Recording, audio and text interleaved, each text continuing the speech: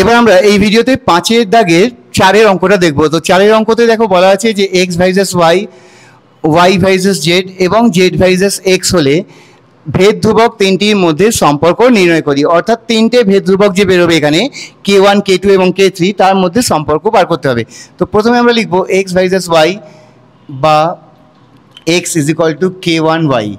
তারপরেরটা হবে Y versus Z, Y is equal to k2 Z. যেহেতু প্রথমটা k1 নিয়েছি, পরেরটা নেব k2। এবং তারপরে হবে Z versus x, Z is equal two k3 x. এবার এই তিনটের মধ্যে সম্পর্ক বার করতে হবে। কিভাবে করব? আগের অঙ্কের মতোই ঠিক। এখানে যে জেডের মান বেরিয়েছে সেটাকে আমরা এই জেডের জায়গায় বসাবো, তো k2 থাকবে। আর জেডের জায়গায় আমরা বসাবো এই পার্টটা k3 এক্স। এই জেড মানে হচ্ছে k3 এক্স। অর্থাৎ আমরা পেয়ে গেলাম y is equal to k2 k3 x. এবার এখানে যে y এর মান আছে সেখানে আমরা বসিয়ে দেবো, k1 যেমন ছিল থাকবে, y এর জায়গায় লিখবো k2 k3 x, k2 k3 x. এবার এইখানটা এই যে এক্স সমান সমান কত পেলাম? k2 k3 x. এবার এই এক্সটাকে তলায় নিয়ে আসবো, এক্স বাই এক্স, বা আমরা একটা এটাই করি যে এক্সের তলায় এই এক্সটাকে নিয়ে চলে আসি আর এখানে লিখি k1 k2 এবং k3। এবার এক্স এক্স ক্যান্সেল হয়ে গেল অর্থাৎ 1। তো আমরা পেয়ে গেলাম k1 into k2 into k3 is equal two 1। অতএব ভেদ ধ্রুবক তিনটির মধ্যে সম্পর্ক হলো ভেদ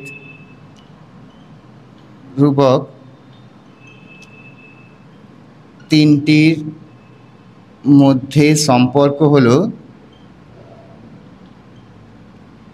k1 k2 into k3 is equal two 1। এটা হলো আমাদের উত্তর, যে তিনটের গুণফল হচ্ছে 1। এই হচ্ছে এদের মধ্যে সম্পর্ক।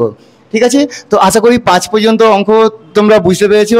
আমি প্রত্যেকটা অঙ্কের জন্য একটা করে আলাদা ভিডিও বানাচ্ছি যাতে তোমাদের সার্চ করতে এবং বুঝতে সুবিধা হয়। তো যদি কোথাও কোনো অসুবিধা হয়, কোথাও তোমাদের বুঝতে কোথাও ডাউট থাকে, যে কোনো প্রবলেম থাকুক, অঙ্ক রিলেটেড তোমাদের মাধ্যমিকের যে কোনো প্রবলেম তোমরা আমাকে জানাবে কমেন্টসে। আমি অবশ্যই তোমাদেরকে সেই অঙ্কের বা সেই তোমাদের প্রবলেমের সলিউশনটা দেওয়ার চেষ্টা করব।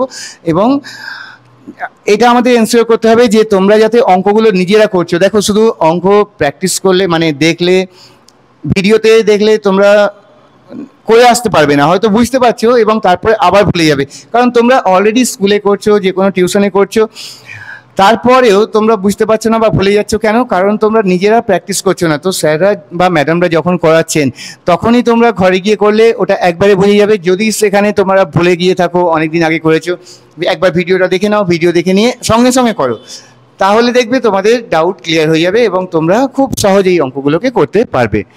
ঠিক আছে, চলো আজকে এই পর্যন্তই। নেক্সট ভিডিওতে আবার দেখা হবে।